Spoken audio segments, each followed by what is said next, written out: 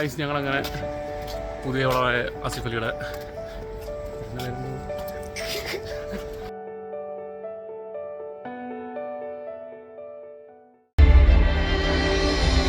പടം കണ്ടിറങ്ങുമല്ലേ?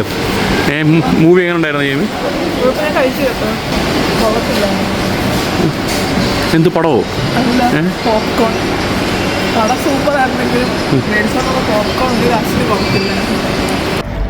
Hello guys, welcome back to YouTube channel. എല്ലാവരും സുഖമായിട്ടിരിക്കുന്നത് വിശ്വസിക്കുന്നു.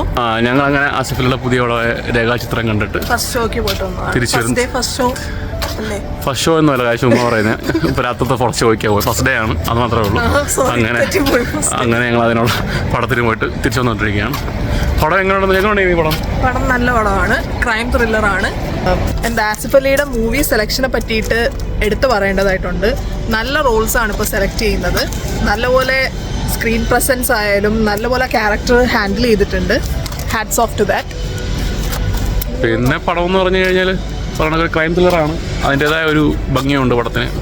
പിന്നെ നമ്മളെ എന്താ പറയുക, പടം കാണുന്നവരെയും കൂടെ എൻഗേജിങ് ആയിട്ടാണ് പടം കൊണ്ടുപോകുന്നത്.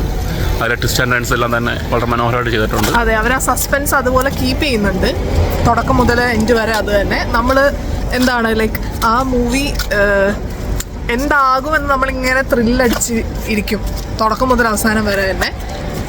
അത് നല്ലൊരു എക്സ്പീരിയൻസ് ആയിരുന്നു. ആസിഫ് അലി ഒരു ഇൻ്റർവ്യൂവിൽ പറഞ്ഞതുപോലെ തന്നെ പടത്തിന് ഒരു ഇൻ്റർവൽ പഞ്ചോ അങ്ങനെയുള്ള സീൻസ് ഒന്നും ഇല്ല. പിന്നെ പറയാനാണെങ്കിൽ കുറേ നമ്മൾ ഈ മൂവിനെ പറ്റിയിട്ട് പറയുകയാണെങ്കിൽ അത് സ്പോയിലറായി പോവും. ഇന്ന് മൂവി കണ്ടിട്ട് പ്രേക്ഷകർ അഭിപ്രായം ആസിഫ് അലിയോട് പറയുന്ന ഇത് ഞാൻ കണ്ടായിരുന്നു. അപ്പോൾ ആസിഫ് അലി പറയുന്നുണ്ട്, ഞാൻ കുറേ കാര്യങ്ങളൊന്നും പറയുന്നില്ല, ബിക്കോസ് അത് ബാക്കി എല്ലാവരും കണ്ട് തീർന്നിട്ട് അഭിപ്രായങ്ങൾ വരട്ടെ എന്ന്. സെയിം എനിക്കും അത് തന്നെയാണ് ഫീൽ ചെയ്തത്. നമ്മൾ കൂടുതൽ കഥേനെ പറ്റിയിട്ട് പറയുകയാണ് എങ്കിൽ മൂവി കാണാത്തവർക്ക് അതൊരു സ്പോയിലറായിട്ട് മാറും. പിന്നെ ഉറപ്പായിട്ടും എല്ലാവരും തിയേറ്ററിൽ തന്നെ പോയി കാണാനായിട്ട് ശ്രമിക്കുക, ബിക്കോസ് നല്ല മൂവിയാണ്. നിങ്ങൾ ഒരിക്കലും ഡിസപ്പോയിൻറ്റഡ് ആവില്ല, അല്ലേ?